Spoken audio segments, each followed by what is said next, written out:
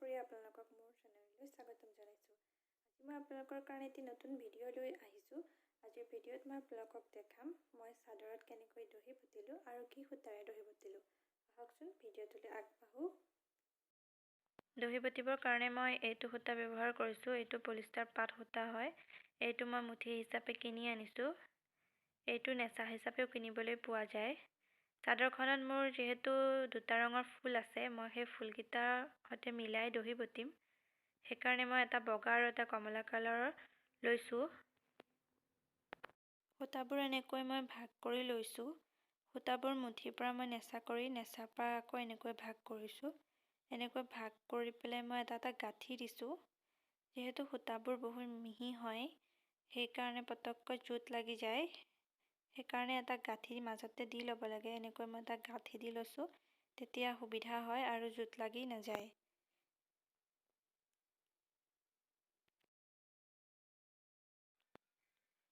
মোৰ অলপমান দহি বটা হৈছেই। মই এনেদৰে এটা কমলা এটা বগা এইটো ডিজাইনতে বটিছোঁ। এইটো ডিজাইন প্ৰায় কমনে হয়, হ'লেও যিসকলে নাজানে মই তেওঁলোকক দেখাব বিচাৰিছোঁ। মই এনেদৰে কিছুমান চিন দি লৈছোঁ, যাতে এটা বগাটো আৰু কমলাটো দিওঁতে ইটোৰ পৰা সেইটো বেছি দূৰত্ব নহয়। এনেদৰে আপোনালোকেও চকেৰে চিন দি ল'ব পাৰে, তেতিয়া সুবিধা হয়। এটা নিৰ্দিষ্ট দূৰত্বত দহিবোৰ হ'লে ভাল লাগে দেখিবলৈ। প্ৰথমে বগা দহিটো লগাই ল'ম। সেয়ে মই বেজীটোত বগা গুলি সূতা লগাই এনেদৰে এটা চিন দিয়া জেগাত বেজীটো সুমুৱাই গাঁঠি দি ল'লোঁ। গাঁঠিটো আপোনালোকে নিজৰ মতে দিব পাৰিব, 4টা 5টা যেটা দিয়ে। তাৰপিছত মই এনেকৈ সূতাখিনি লগাই দিম। লগাই পেলাই মাজেদি আকৌ বেজীটো দি পাৰ কৰি 1 2 3টা যেটা গাঁঠি দিয়ে টাইট নোহোৱালৈকে দি ল'ব।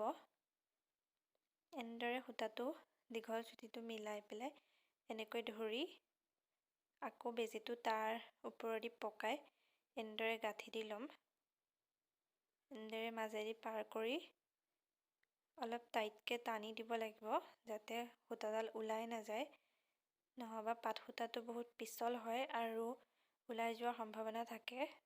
এনেদৰে 3-4টামান গাঁঠি আকৌ দি বেজীটো এনেদৰে পাৰ কৰি উলিয়াই দিব লাগে আৰু তাৰপিছত কেঁচিৰে সমান কৰি কাটি দিব লাগে। মই বগা দহিখিনি লগাই ল'লোঁ। এডাল আঁচ এৰি এডাল আঁচত মই এনেদৰে লগাই লৈছোঁ। ইয়াৰ মাজৰ আঁচডালত মই কমলা কালাৰ দহিটো লগাম। মোৰ দহি বটা হৈ গৈছে। আপোনালোকে দেখিছে মই কেনেকৈ এটা কমলা আৰু এটা বগা কালাৰ দিছোঁ। আৰু চিনকেইটা দি লোৱাৰ কাৰণে দহিবোৰ সমানে সমানে হৈছে আৰু সমানে সমানে হ'লে ভাল লাগে। এটা বেছি ওচৰ চাপি গ'লে এটা বেছি পাতল হ'লে ভাল নালাগে। এনেদৰে আপোনালোকেও ট্ৰাই কৰি চাবচোন। যদি আগতে কৰা নাই বা দহি বটিব নাজানে, এনেদৰে কৰিব আৰু এইটো পদ্ধতি সহজ হয় আৰু দেখিবলৈও ভাল লাগে। পাট সূতাবোৰে কৰিলে এনেদৰে ফুলি ফুলি থাকে, সেইকাৰণে এইটো পদ্ধতি সহজ হয়। ভিডিঅ'টো সম্পূৰ্ণকৈ চোৱাৰ বাবে ধন্যবাদ। আৰু ভিডিঅ'টো চাই যদি ভাল লাগিলে লাইক আৰু শ্বেয়াৰ কৰিব। আৰু মোৰ চেনেলটোলৈ যদি প্ৰথমবাৰৰ কাৰণে আহিছে প্লিজ ছাবস্ক্ৰাইব কৰিব। আজিলৈ ইমানেই। Bye bye.